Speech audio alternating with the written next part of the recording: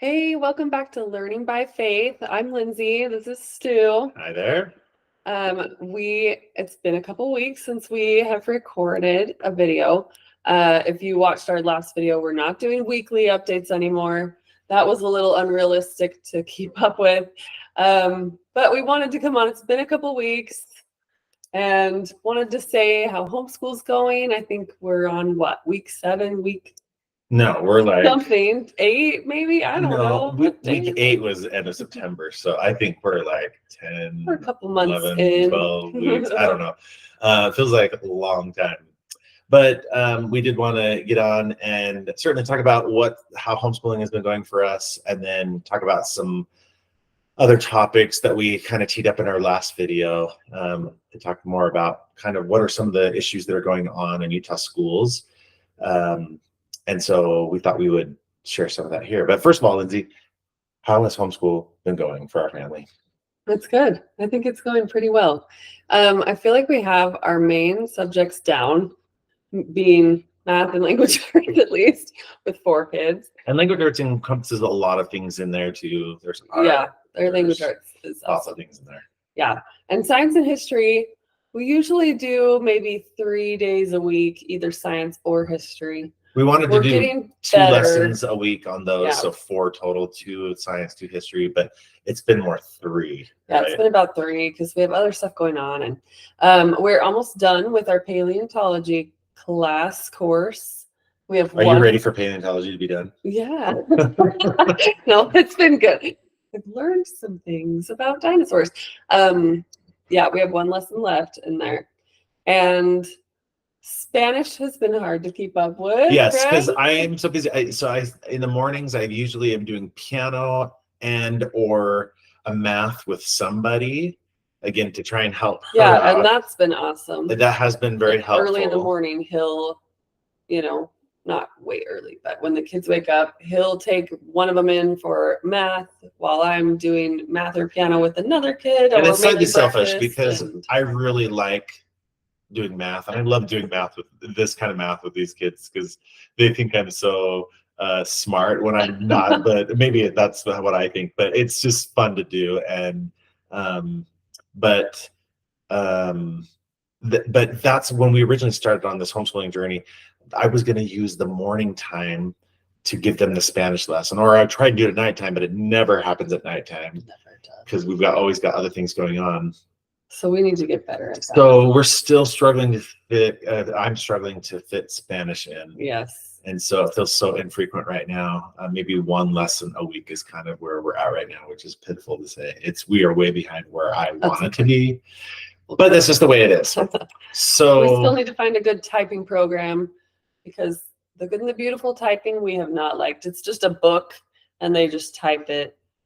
And we want something more interactive. We want it more interactive, a little bit more game, a little bit more fun. Because I think both of us, when we did typing classes growing up, they were fun programs that taught you, how to practice going from home row to other letters.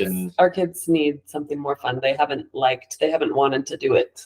So we've done an initial search. There's lots of programs out there, but a lot of them are geared towards your kid as if they were in school. And so we're looking more for a good homeschool typing program. If you have one. Yeah, if you have any suggestions, let us know because we would love to hear that. Yeah.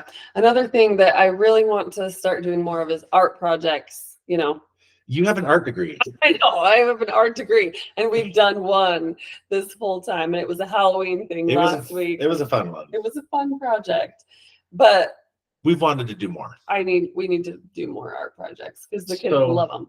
So we originally, in our original plan, and we kind of just had an awakening last Friday when she did one randomly, and then we were like, wait, it's Friday. Like that was one of the things we said we were going to do on Fridays when we're not doing, since our homeschool really is Monday through Thursday. Fun Friday. But part of Fun Friday also was to do an art project. So we're turning over a new leaf on our own plan and saying, no, we wanted to do more of that. Yeah. Our co-op is going well. I think it's going awesome. We even had like a mom planning night. A mama's meeting. where I had. We went and played. Yeah, he took the kids and played. We went and played awesome. pickleball. And I had like 5 or 6 moms from our co-op group come, and we planned and we chatted and got to know each other, and talked about homeschool, and it was awesome. It was what my soul needed. Mental therapy. It was, yes.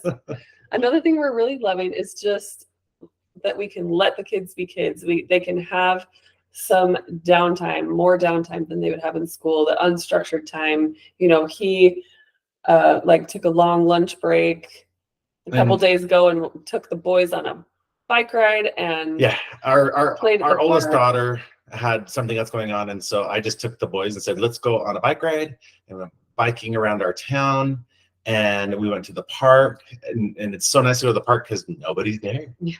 And then we went over to this little store that's here. It's the one little store in our little town, and we got a treat, cinnamon rolls for between the 4 of us to share, and just downtime to let the boys just enjoy the sun, the outside, the good weather. We're having really great fall weather right now in Utah, and so it's just so hard to.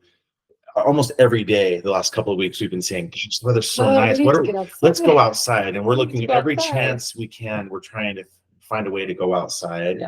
When I'm home, I'm working. Even if it's just let's go do language arts out on the deck, or we go do history on a blanket out on the grass out back. And you guys have gone to the park a couple more times too, which is been good. But we just believe that part of homeschooling is just adopting the mentality that kids don't need to be running from way early in the morning till way late in the evening with a lot of structured school stuff, and they don't need to be sitting either. Like, kids they have so much energy, and they need to get it out. They need to learn and explore the world that's around them. A lot of that is so important, and a lot of kids don't get that. We believe a lot of kids don't get that, and that's one of the main drivers for us to do homeschooling, was to be able to allow our kids to do that. And it's been fun. It's been really fun and enjoyable to see that happen.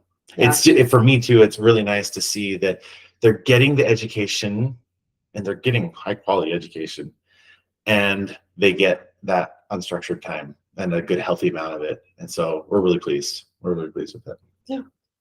Another thing we started a couple weeks ago was with our oldest 2 kids, who are 10 and 12. We started a maturation and sexual reproduction course. It's a science course from The Good and the Beautiful.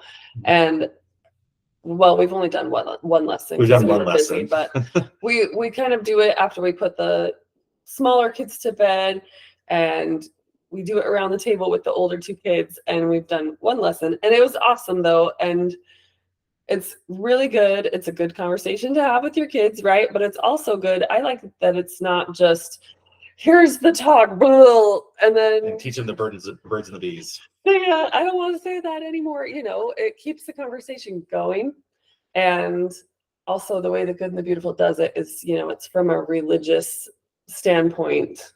So the first lesson, you start reading from the Bible. There's a lot of morals, and it talks about what a strong, was it the word strong man, I think they said, was in the Bible. It defines a strong, faithful man. And and then their worksheet that they do afterwards was to define the traits of a strong man. And then, and so the first lesson was all about like the male reproductive system. After they did that, then it was like, here is a diagram of the male reproductive system. We talked what the parts were. We gave them names.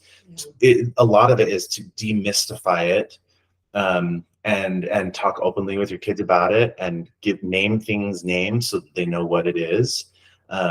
Because a lot of kids, I think when they're younger, they're curious about all that stuff and how all that works. But a lot of parents don't give a lot of education about it.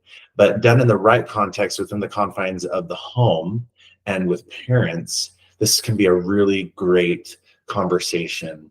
And I have hopes that it will be a really good thing for them as they grow older and as they look back on these conversations with us.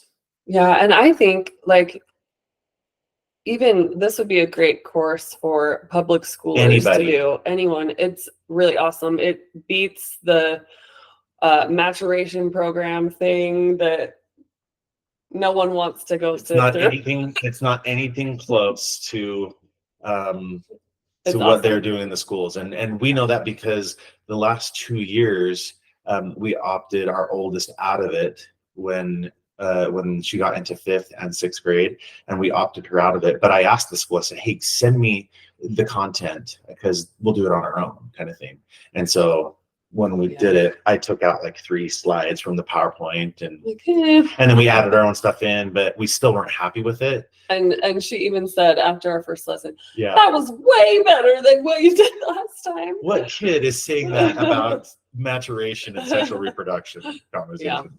It's really good. But the first lesson was male, and I think the next the next number 2 is the female reproductive system, and then it goes into a whole bunch of issues. And it's really interesting. I'm having our oldest is a girl and our second oldest is a boy, and so you know, when we're talking about this is the male reproductive system, a little bit of, you know, one has more experience with that than the other, and then it'll be flipped the next time. So we're just looking forward to it. But one other point that you were talking about that I think we should talk about here also is that this isn't just a one-time talk. Did you say this? Yeah, it's not a one-time talk. It's just, it keeps the conversation going and ongoing with their parents. So it's open and they can come to us with any questions because we've talked about it a lot. Yeah. And I think when we see things in the world or something on TV or this or that, or somebody says something, it can still be part of the conversation because it's one that we're having ongoing. So yeah, really good. Another thing is our oldest made the junior high volleyball team. Junior high, a homeschooler. What? In a junior high sports team. Yes. What's up with that? That is possible. According to Utah State law, is it Utah State law? Yeah, Utah State statute, or the code is 53G-6-703, section 2. Yeah, it says a minor who is enrolled in a private school or a homeschool is eligible to participate in an extracurricular activity at a public school as provided in this section. So as long as you live in the boundaries, you can participate in like band or sports or a club, whatever you want to do. Or and not just home. So we're talking about extracurricular, but you can even, if you're homeschooling, you can even go back to the school and say, we only want to pick and choose 1 or 2 classes. Yep, you can also or subjects. So that's pretty cool. And I will say, with her having practices and open gym, it's after school, so she goes at like 2:45 or 3. So we have to for drive a couple hours. So I'm driving her there and dropping her off when everyone else is leaving. It's kind of awkward, but I will say it's been so nice because I was thinking the other day, oh my gosh, she would have been gone from the house for like 10 hours. Who is raising my kid? That's not what we wanted. If we had been if the kids had been in school, this was one of our main drivers to want to go to homeschools, because we could see that coming, and we want more time with our kids. Yeah, we just wanted more time with them, and not just, oh, good, you're home from practice, here's some dinner, do your homework, and go to bed. And then repeat, get up at 6:30 the next day and be to school that starts at 7:30. Like, I just think it's craziness, and we wanted something different. To go back to what we said in our first video, we have just wanted something different for our family, and that was a big motivator. And so for us to go through this whole extracurricular activities at school and realize just how much time she would have been gone from us and how little we would see her, that has not sit well with us, and we're so glad that we're doing what we're doing right now. We get her all day, and then we take her to the school for a couple of hours practice, and then she comes back home. Even if she has mutual that night, still we've got her all day, which is so good. We love her, and we love our kids, so we want to spend time with them. And also, I will say, they are all really loving homeschool. When other people ask them, or we ask them, and even times that we don't ask them, they have said to us, I love homeschool. or I really like homeschool. I'm really liking this, Yeah, Dad. I'm really liking this. Yeah, and that just is like, oh, good, because We do it's too. been good. It's been good. So I'm talking to my past self, our past selves, 6 months ago. For anyone who's just thinking that they can't do it, or if you're thinking like you want something different, or you want to decrease the craziness in your family, you want more influence over your kids, or you're just wanting a different rhythm for your family, you should consider homeschooling as an option. Again, there's lots of reasons, which is a good segue into our next part. So here we're going to talk about, again, I alluded to it in our last video, we're going to talk about some of the more controversial topics that are going on in Utah schools today. And you might think, well, what is this homeschooling podcast, video cast, whatever we're calling this? Why are they talking about something going on in the public schools? Well, these are some, not the only reasons, like we've just said. There's lots of reasons why we have decided to leave the Utah public school system. But we wanted to highlight some of those reasons, and we've actually had some exposure to different levels of these. So today we're going to talk a little bit about the social emotional learning programs that the schools are implementing, and then just surveys in general and what's going on with surveys in the public school system. So the first one is social emotional learning curriculum. Yes. What is it? And it's SEL, or social emotional learning.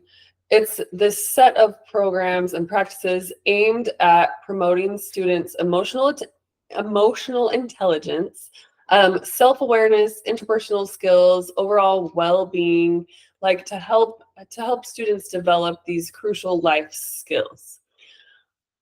Yeah, it sounds pretty good. I want my kids to have that, right? Yeah, sounds like a good thing. Yeah, and that's the way they sell it too, is that so SEL curriculum helps kids find their identity and their beliefs, helps them learn how to manage their emotions, how to make responsible decisions, how to show and feel empathy for others, how to be self-aware, self-management, relationship skills, and self-awareness.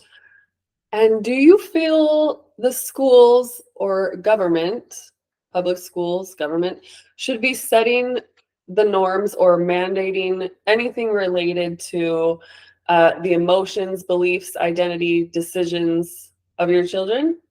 That's a question to ask yourself. We don't. I don't. We don't.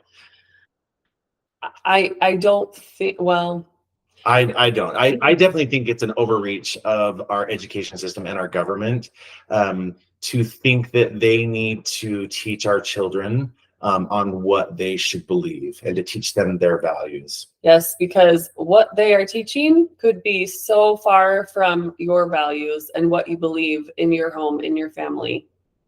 An interesting point with all this social emotional learning curriculum is that in our journey with the educators that we've spoken to, both in David School District and Weber School District, the school officials, superintendents, principals, board members, they told me that we, the people, are asking for this type of curriculum. I don't. Do you? If you don't like it, email every one of those people and tell them that you do not want this kind of curriculum taught in our schools. Yeah, SEL is basically like trying to replace the family in teaching these values and the social norms to our kids. And they're teaching this because a lot of kids come from broken homes, which I think for those kids, they're not getting it anywhere else. So it is better than nothing. A good thing. And I talked to our board members for Weber School District several times last year, and they would say, well, a lot of these kids wouldn't get it otherwise. And so in that case, it is good that they would get that kind of coaching and training on a lot of those things. But for those of us that are capable parents, or that we have the capacity to have those conversations, it might be totally different. Countering what you're trying to teach your children in your home. And And again, we are not trying to represent the Church of Jesus Christ of Latter-day Saints at all. We are lifelong members of the church, and a lot of this curriculum is, I believe, contrary to the teachings of the church. And I sometimes scratch my head and wonder, why aren't more Utahns, more members, at least of the members of the church, why aren't they speaking out about this? So why are the Utah schools teaching this curriculum? Well, the state of Utah receives a lot of federal money by complying, mandating, and teaching SEL in Utah schools. Yeah, when they take government money for education, it always comes with strings attached. And that's how they have to teach these programs, the SEL and critical race theory, all that stuff. That's how they have to teach it. Yeah, their arms are tied. They're tied. They took the funding. You have to deliver the content the way that we told you to do it. And so a lot of this money comes from the federal government. And so I happen to be of the opinion that we need to get rid of the Federal Department of Education. We don't need the federal government being involved in education. I have long thought that education needs to remain local, and local in decision making and local in funding. And we don't need to be accepting all these things, because some of the stuff we just don't need to be teaching our kids, in my opinion. At school, from school, yes. Yeah, and this program, so the SEL is called Second Step, is that right? Yeah, Second Step. So they've rebranded it in Utah. So if you look at your kid's school and look at the curriculum, when the counselor comes in once a week, a counselor or somebody comes in once a week, it's called Second Step. Mm-hmm. So when you hear Second Step, that's SEL. And some other school districts, I think, have a few other names, but that's the most popular one. Yeah, and it's filled with political agendas. It promotes themes of critical race theory. It violates Utah's sex education laws, and it portrays parents and families as a stumbling block and unimportant to a child's success. Oh my gosh, it's like the Jack of the Fly. Oh my gosh, shut the back door. Is anyone else saying that to your kids all day long? So what can you do when it comes to the SEL curriculum? Well, I will just say, speak to everyone having to do with education, including your Utah state legislators, and tell them you do not want this curriculum in our schools. Talk to your school board members, your principals, tell them you do not want this. Another recommendation we have is, thinking of this curriculum, is just keep your family strong. Yeah. In whatever that means, in whatever way that means to you, just keep your family strong, so that the ideas from this curriculum doesn't fracture your family relationships. And educate your children about these, like, they might be saying this, and if they say this, that's not what we believe, or come talk to me, or yeah. Especially your older kids, the older junior high and high school kids, you can teach them this stuff and what to watch out for, and they'll let you know. Demand parental rights and privacy for your student and your family, so that because a lot of the SEL curriculum does, and you'll see here in just a minute when we get into some more surveys and stuff, they're trying to find out information about what's going on in the student's home. Mm-hmm. Yeah, and just educate yourself and help others about how SEL is hidden. They might use different names. Sneak it in there. Yeah, they use different names, and then request. You can request to look at the curriculum I did for our kids when they were in public school last year, and you can request to look at it and see there's different curriculums for each of the grades, and so you want to make sure that you know what it is and when it's being taught and who's teaching it. Mm-hmm. And then obviously one other way is, if you don't want to deal with any of that or do all that, there's always homeschool. Yeah, that's always another option. Consider homeschooling if you feel super strongly about it. And like we said, it wasn't just this, that it was lots of reasons why we're homeschooling. But another thing going on in public schools right now is surveys. It's survey season. If you don't know that, maybe you've missed the emails then from your local school district, because every school district, we are still getting them. There's a lot of surveying going on, and they often say, I think I don't remember where I got this phrase from, but I think it was in one of the Weber School District emails saying, it said, and I'm quoting, for the good of the school, we need to take these surveys. Yeah. So which is the biggest lie. Yeah, so if you want, we will talk about kind of some of the surveys, but if you want to opt your kids out of these surveys, they're not graded. They won't flunk a class. You can opt them out. The website is called optoututah.com. And it's a really great resource. You can fill in your child's information and their school and your principal's email, and then it emails them directly, the principal directly, your opt-out form right in their email. So they have it, and it even says that they have to contact you, I think, to like to kind of say, customize verify. it Yep, or it just is. verify. We got that, you know.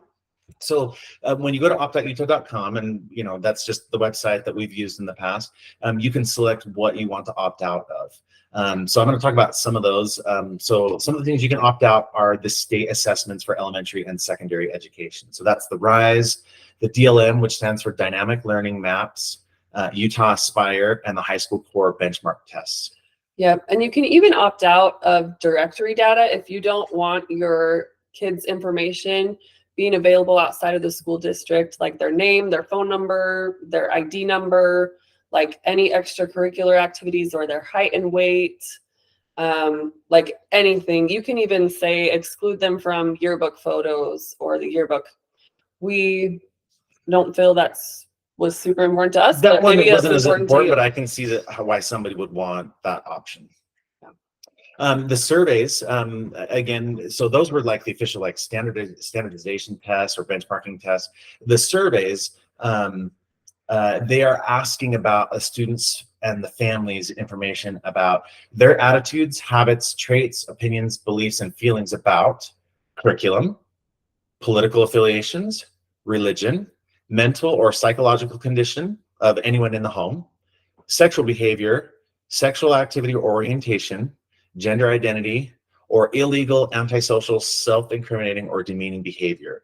Those surveys are getting into all those areas that it is none of the government's or the school district's business. Yeah. Another survey is the SHARP, or one of those specific surveys is the SHARP survey. It stands for Student Health and Risk Prevention Survey. And was it last year, we were looking at samples of survey questions, or maybe even this year. They want students to divulge if the parent has a gun at home, who lives in the home with the student, and how they feel about each person in the home. Their attitudes about like race, alcohol usage at home or with friends, if they've ever thought about using drugs or sniffing glue, or these and are if they copies would do it right from the test. Yeah, the if they would do questions. it in the next 30 days, or how often they've thought about suicide or self-mutilation. They ask kids if they've ever thought of purchasing alcohol or drugs, and it gives them ideas of where to buy it. Like the issue that I have with this, well, one of the issues is they're introducing these things and ideas into young kids' brains that they may have never even considered. Like, I've never thought about, killing myself. Maybe I should think about it. Like, yeah, they don't need to be introducing this to a lot of the kids. Yeah, and then there's a panorama survey as well. It's similar to SHARP. It just wants to find more information about the student's home and family environment. That's another one you can opt out with the form. You can go to that website, optoututah.com, and see examples of these right from these surveys. Kids are taking them year in and year out, and not very many people opt out of them. And they only, I think here at Weber School District, they only gave us like 5 days notice. Only a few days notice. I think we're taking the we just got survey it last in a few days. Yeah, we just got it at the beginning of October. Yeah. And we don't even have a kid there. But they said I think it was on a Friday, and it said we're taking it next week, like a week later or something like that. So they don't give parents a whole lot of time. And they also don't tell you how to opt out, or even that you can in the email. It's kind of just like, we're taking this survey, so you can see examples here. Like, and doing this. And again, I questioned their examples because their examples are not as detailed as the ones you can go see when you actually look at the full survey itself. Regardless, there's a lot of personal information that I don't believe has anything to do with education. And it's incriminating on encroaching on the privacy of families and students.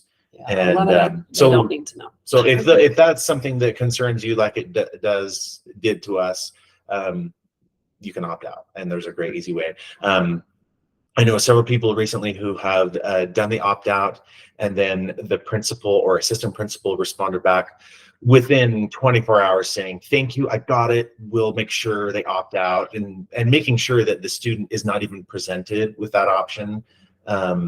And make sure your student knows, hey, you should be taking these surveys or these. Yeah, and they'll exams. usually like tell them to read a book instead, or they have an alternate activity or whatever. Give another thing. They do not have to take a test. They do not have to take a test for a standard assessment because you've opted them out. You do not. And we've heard of teachers who push back, and just you don't have to. And one thing I will say is our principal last year was so awesome with this. We had opted our kids out like in the fall or the year before maybe.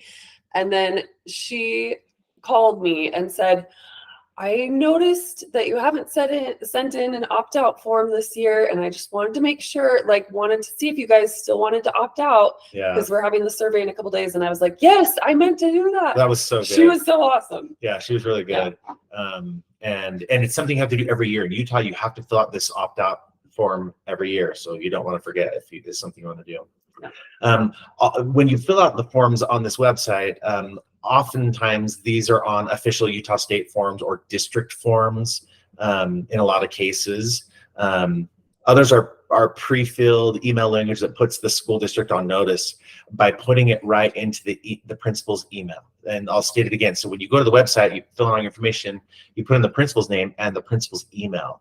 And once you click submit, it puts all your information and puts it right into that principal's email inbox. And that is so important, because email is something that if the Utah State Legislature, well, lots of people, including the legislature, reporters, whoever, they can do a grandma request to the school districts and say, hey, look in everyone's emails for something with this word or this or this or that. And it's documented and it's put in their email. The legislature often performs independent audits for different things in education, and they search educators' emails to get information. So it's important to send the opt-out form or send an email and follow it up with a nice, pleasant, respectful conversation with the principal and or teacher after you send an email. The email gets it documented, and then you follow up, or you could make a phone call first and then follow up the email with a kind of a summation of what you spoke about and what you all agreed on, and document it that way, because that's something you'll want to do. Yep. Anyway, so that brings us to the end of a lot of the points that we wanted to make tonight. Is that there's stuff going on right here in little old Utah. And if any of these things cause for concern, we've hopefully given you some tactics, maybe some awareness, but some tactics on how to shore these up for you, if that's important to you. Yeah, if you're in public school, for sure. And most importantly is just to go and research it for yourself, and go educate yourself. And that's probably the most important thing that we hope to bring to people, is just more awareness of these topics. Yep. We did want to do an episode kind of on some of the notes, I guess, that we got from watching General Conference a couple weeks ago. That's right. I don't know if we'll get to that. We'll get to it soon. And we just some of the quotes and good nuggets we got from General Conference. It really buoyed us up. Yeah, sure and did. Kept us going. Yeah. And we just recently attended the Utah Area North Presidency for the church. Just held like a broadcast for all the youth and the youth leaders and parents of youth, and it was about education. It was There was all some good about stuff education. And we want to talk about that on the next video. We should probably do another video here soon, because while it's fresh in our minds, we did take lots of notes, and there's so many good things there, and so many things that are so applicable to everything we've talked about thus far on this channel. Yeah. So we can't wait to share that with you next time. But if you attended it, you probably heard it, and you'll hear our take on it next time. Okay, thanks for joining us. Thanks a lot. See you next time. Bye.